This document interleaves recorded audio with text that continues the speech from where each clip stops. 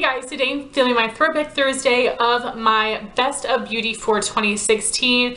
I look forward to reflecting on these yearly favorites more than anything else. It's always just so exciting to look back on my favorite products from an entire year. So if you guys have not seen any of my other Throwback Thursday videos before, basically I am just looking back at my favorites video from 2 years back to give you my current thoughts on those products, whether they are still favorites or if I have replaced them with something I prefer. My inspiration is Kristen Game. I will have her channel and her playlist linked down below. I will also link down below the original favorites video, and I will list and link all the items that I mentioned. I did also mention several palettes in this favorites video, and I do have tutorials and reviews for each of them, so I will have all of those linked down below as well. So we will just jump right in because I have a ton of products and most of them I still have. So my first favorite was a foundation combination of the Estee Lauder Double Wear in the shade 1W1 Bone and the Hard Candy Glamoflague foundation in the shade Porcelain, and this combination is so amazing. So this is my all-time favorite foundation, but over the years Estee Lauder has changed the formula and the shade has also gotten significantly darker.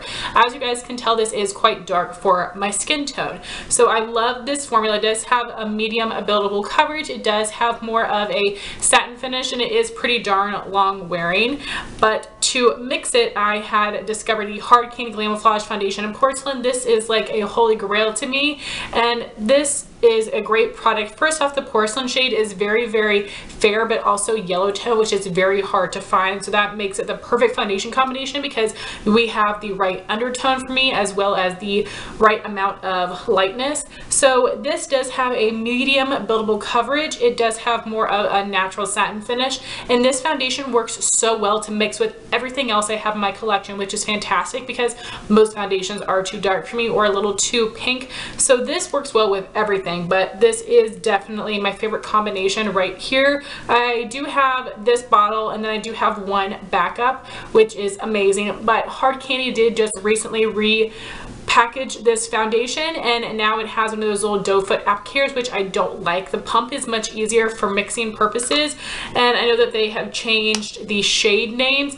I'm not sure if they have changed the formula. I will test that out eventually, but I will use up the bottles that I have first. So definitely would say that both of these products are still favorites and holy grails, in fact. The next things I had would be two MAC blushes, and MAC makes my favorite blushes in general, but these were two products that I had really fallen in love with that year, and both of these are very similar. This is Ripe for Love. It was from the Temperature Rising collection. It has a satin finish, and then we have Painted Canyon from the Vibe Tribe collection, which is also a satin finish. So side by side you can tell that Ripe for Love is a bit more peachy and orange, while Painted Canyon has a bit more pink to it. So in comparison, I think that these are different enough for me to justify having them. I love MAC limited edition blushes because they have such cool packaging and the colors are so fun. MAC has been really terrible over the past 2 years or so with their limited edition collections.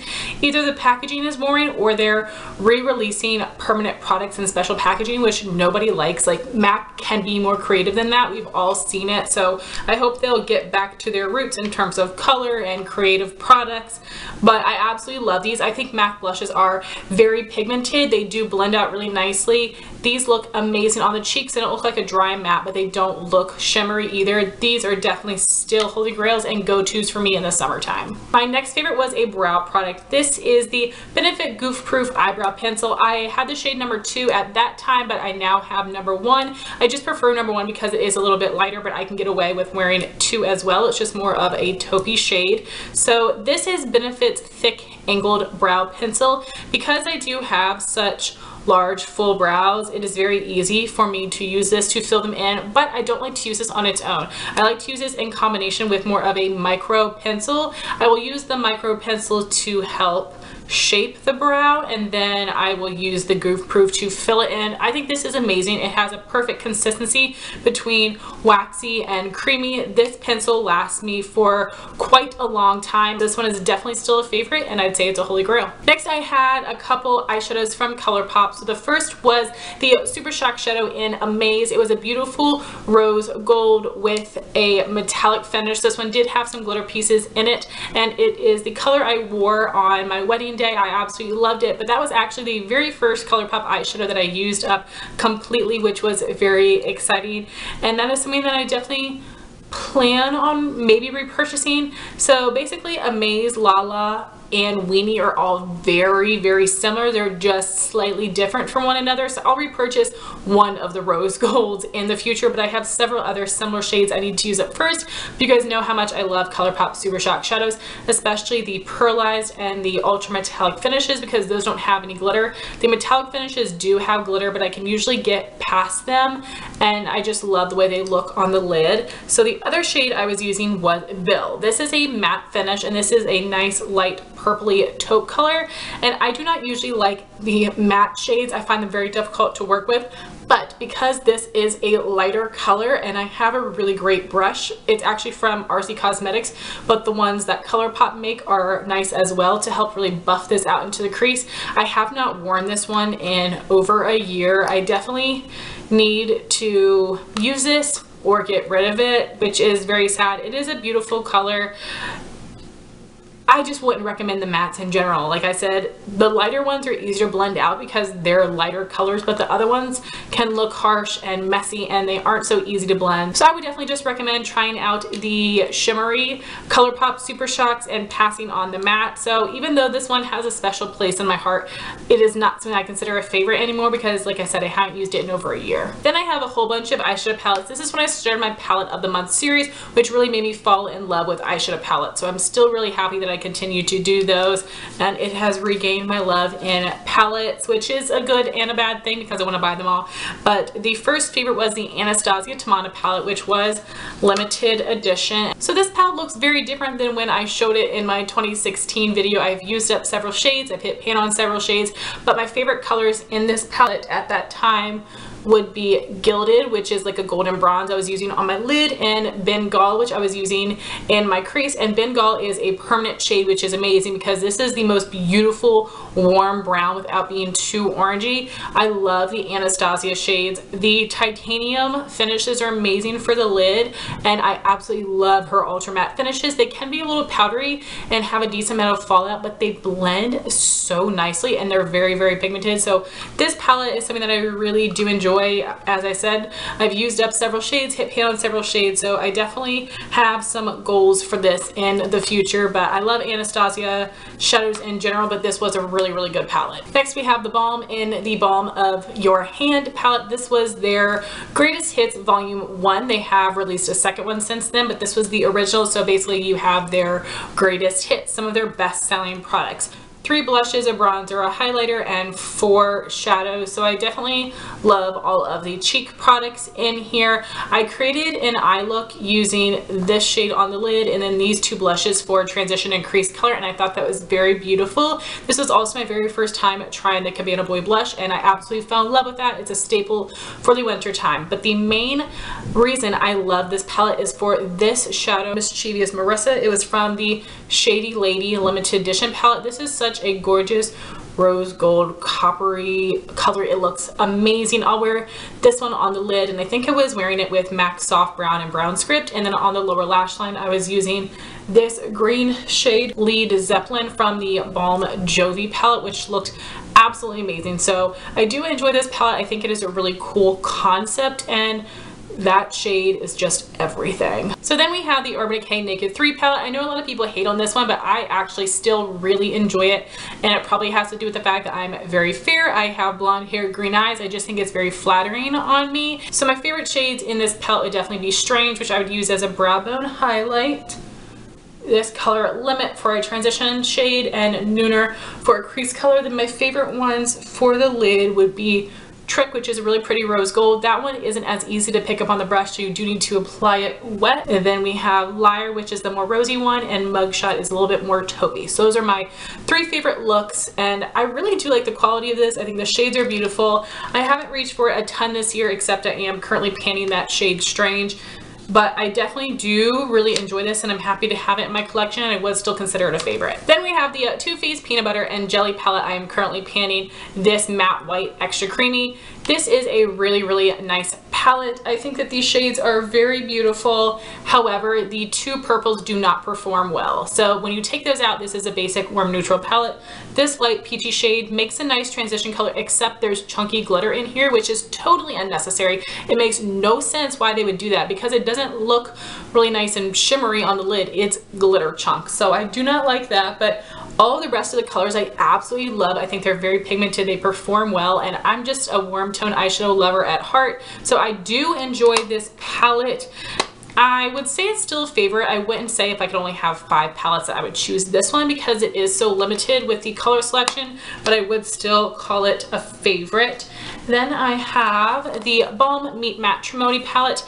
This is definitely one of the best matte eyeshadow formulas that I have ever tried, and I do think you have a really great selection of neutral undertone, warm undertone, and cool undertone eyeshadows. My favorite ones in here would of course be the warm tone. You have Matte Lopez, which I would use in my crease, and then Matte Kumar, which I would use in my outer corner. I also love these two right here for some more cool tone looks. I haven't used this one in a while either, but I would still consider it a favorite because of the variety of colors in here, because of the formula. It is really, really nice. So if you're looking for a matte palette that has versatility and you like a lot of deeper colors, or maybe you have more of a tan deep complexion, I think this would be perfect. And lastly, we have the palette that shook up the game. This is the Anastasia Modern Renaissance palette. I have done some damage on this palette as well. Used up one completely, hit pan on 3 other shades. I would still consider this to be my favorite palette because you can get some more intense looks, you can get some more daytime looks, and even a cool tone look if you use these 2 shades right here. As I said, love my Anastasia shadows. I have several singles, and I just have a few palettes. I haven't purchased all of her palettes because I haven't been interested in the shades, but these are amazing. There's only a couple in here I could do without, but this is definitely still one of my favorite palettes of all time. If I could only have 5 palettes, this would make the cut. So if you haven't yet purchased this, and now I know there are quite a few dupes for it, I would still recommend this one. And I would love to know what are your favorite Anastasia singles or your must-have palettes. Then we have a few more eye products, 2 liquid liners and 2 mascaras. So for the liquid liners, I have a drugstore and a high-end. The high-end is the Kat Von D Tattoo Liner in the shade Trooper. This is her brush tip liquid lining pen. This is the matte black shade. So this is matte black. It is very long lasting. I feel like it's super easy to line my eyes to create a wing, and I don't usually have trouble with this fraying out. I do actually have a couple minis, and this is what I'm using currently. I've only had it open for about a month, and this is already starting to dry out. I feel like I'm having to go over top of it with another liner. It isn't that it's patchy, it just is not super rich black. I'm not sure if mine has sat in the factory for too long or what, but regardless, it definitely does not encourage me to want to buy this in the full size. It just isn't rich black enough for me. However, the drugstore one I had discovered that everyone has been raving about for years, the Physicians Formula Eye Booster. This is their brush tip liquid lining pen. This lasted me for 6 months, which is amazing, using it just about every single day. And this is one that's used up. Look at the bristles. Look how perfect this is. I have tried other liquid liners where the bristles tend to fray towards the end of its life. I don't have that problem with this. It is very saturated, very rich black. I definitely recommend you purchase the ultra black shade. The regular black is more of a gray color, but this is amazing. It is my holy grail liquid liner. I have a couple little samples that I need to work through of other liners first, but I definitely will purchase this one. And I also recommend buying these when you can get Physicians Formula 40% off, because these can be a little bit pricey, but this is absolutely amazing, and it way outperforms the Kat Von D. Then the 2 mascaras I was loving would be the Urban Decay Perversion, and this is a natural bristle brush.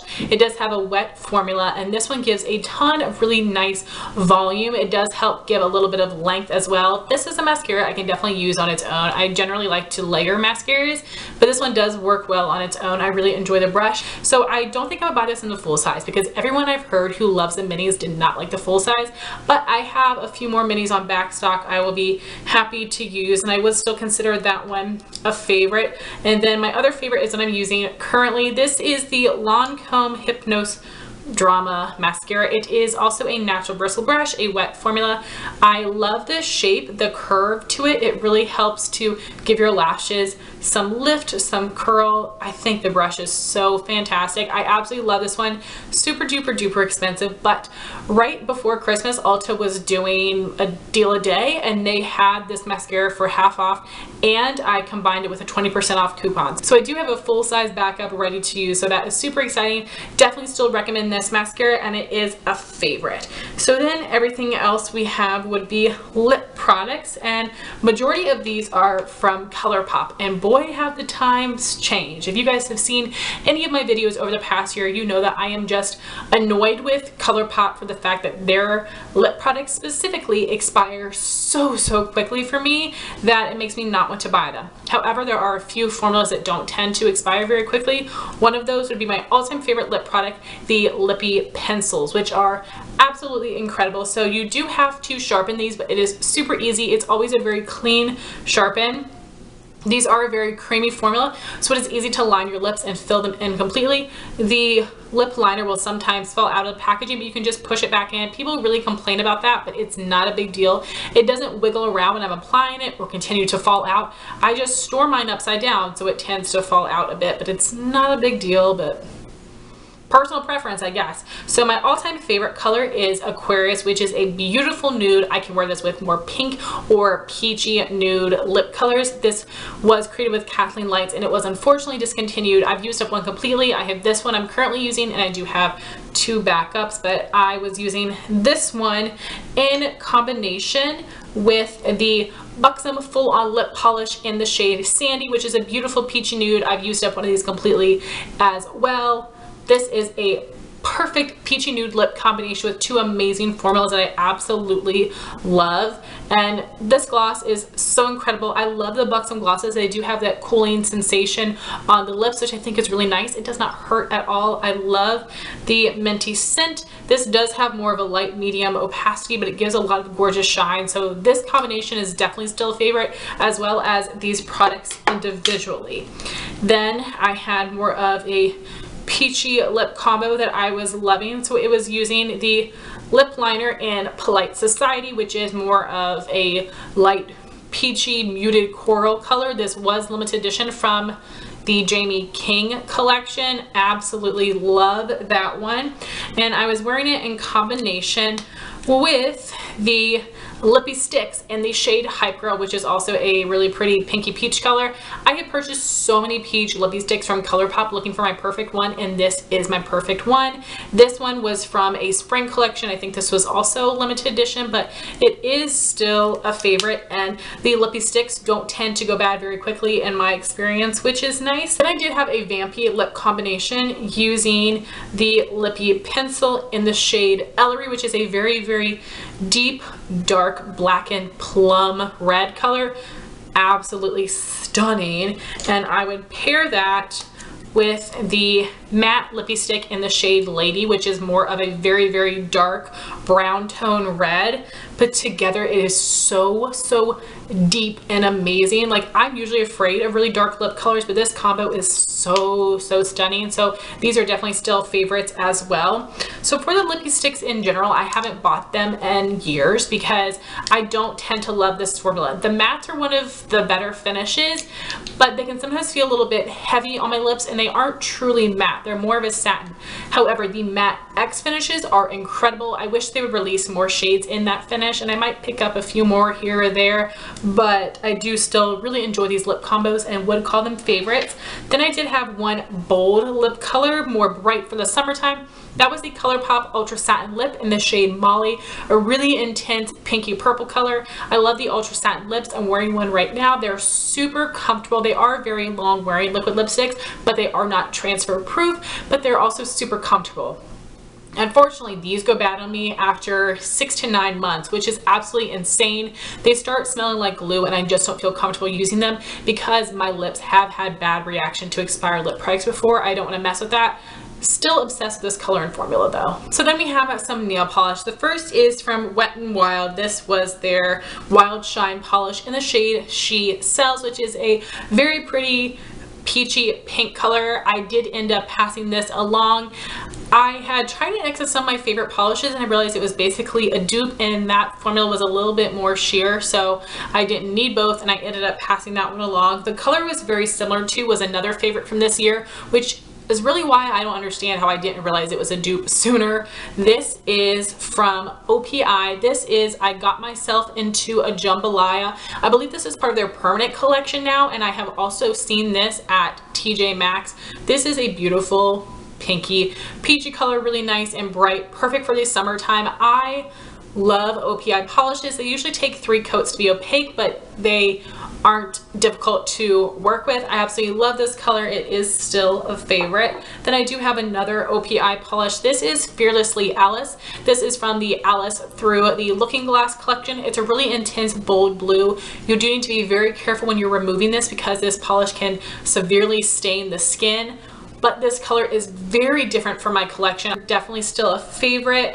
Then I've got some more blues because y'all know that's my thing, blues and minty polishes. My next polish is from the China Glaze Giver collection. It is called Capacity to See Beyond. This is an amazing blue color. I don't have a ton of polishes from China Glaze, but all the ones that I've tried I think have a really amazing formula. Definitely still a favorite. And then we have a polish from Color Club called New Bohemian, which is a beautiful minty jade color I'm absolutely in love with. I've tried a few other Color Clubs.